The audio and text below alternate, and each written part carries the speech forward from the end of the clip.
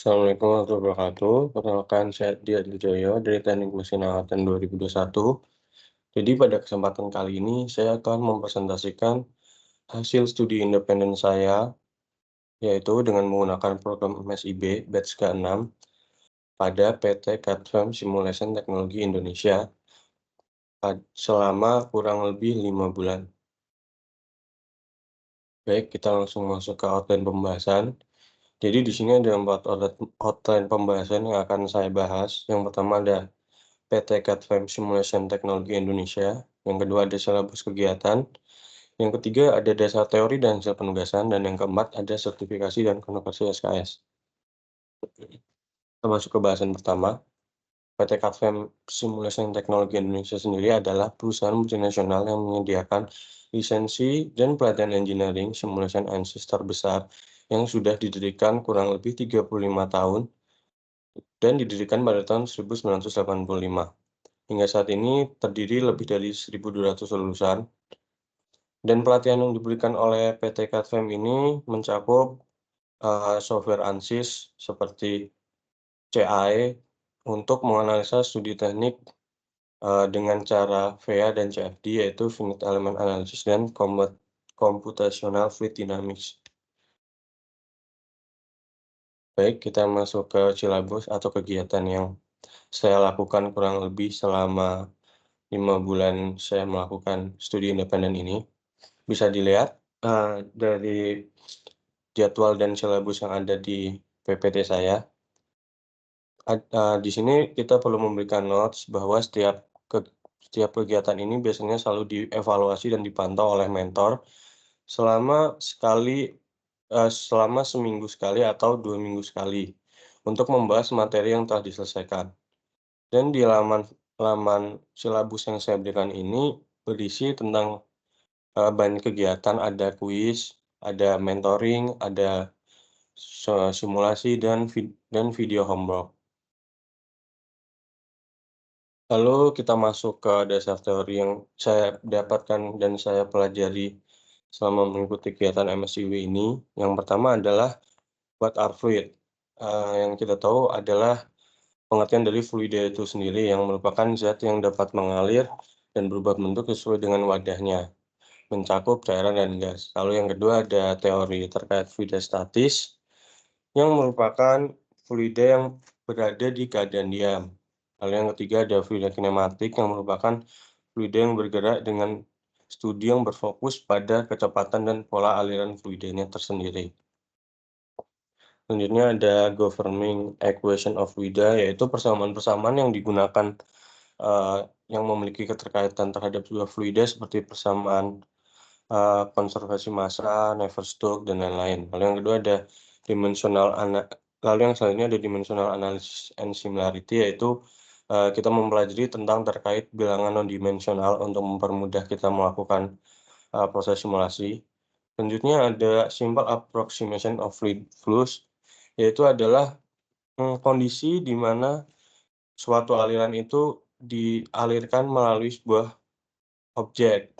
Dan di sana kita mempelajari beberapa aliran yang terkait seperti aliran tunak, aliran inkompresibel, aliran laminar, dan lain-lain. Lalu yang terakhir, kita juga mempelajari viscous laminar flow. Baik, masuk ke bahasan selanjutnya, yaitu berikut adalah beberapa hasil penugasan yang sudah saya lakukan selama saya melakukan studi independen. Yang pertama itu ada simulation assignment flow through water treatment plant piping. Dari gambar ini kita bisa melihat kondisi fluida yang ada di dalam pipa tersebut. Terjadi beberapa turbulensi juga. Lalu yang kedua ada simulation assignment clone separator, yang dimana kita menganalisa tekanan yang ada di dalam clone separator ini. Yang bisa dilihat tekanan tertinggi ada di dinding clone separator. Lalu yang ketiga ada simulation assignment flow through the bridge, yaitu kita menganalisa laju aliran fluida yang melewati sebuah jembatan. Di sini terlihat pada saat melewati jembatan, aliran fluidanya menjadi berantakan. Lalu selanjutnya ada simulation assignment exhaust manifold flow, di mana kita menganalisa hasil gas buang yang dikeluarkan melalui exhaust manifold. Dan selanjutnya ada simulation assignment flow through the nozzle, Dan yang terakhir adalah simulation assignment blood flow through the circle of Willis, yaitu kita menganalisa tekanan aliran darah yang mengalir melalui syaraf atau nadi. Lalu di sini kita juga mengerjakan capstone project yang dikerjakan secara berkelompok. Capstone project ini bisa dibilang sebagai tugas akhir di SCAD-FEM Studi Independen Bersenam ini.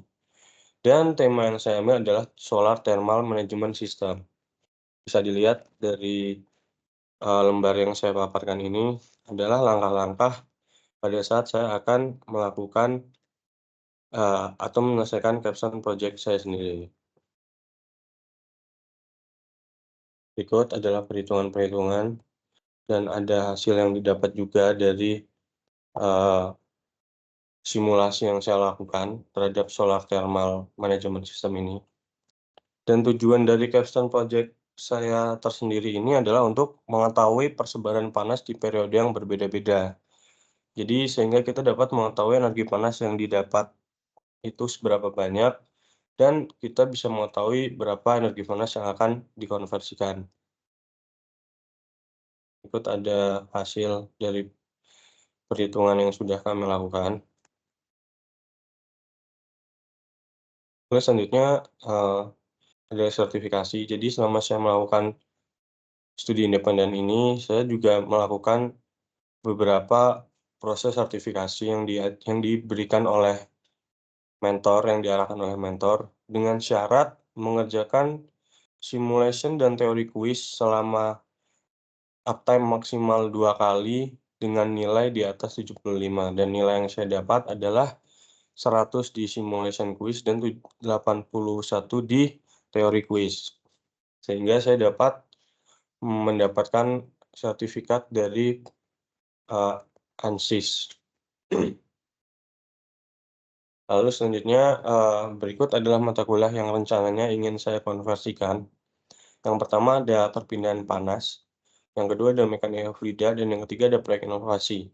Alasan saya ingin mengkonversikan mata kuliah tersebut karena menurut saya mata kuliah tersebut memiliki kesinambungan dari apa yang sudah saya pelajari selama kurang lebih 5 bulan di studi independen ini, seperti perpindahan panas yang sudah saya pelajari di capstone project saya terkait solar panel, dan mekanika fluida yang mempelajari karakteristik fluida seperti dengan dasar teori yang diberikan tadi.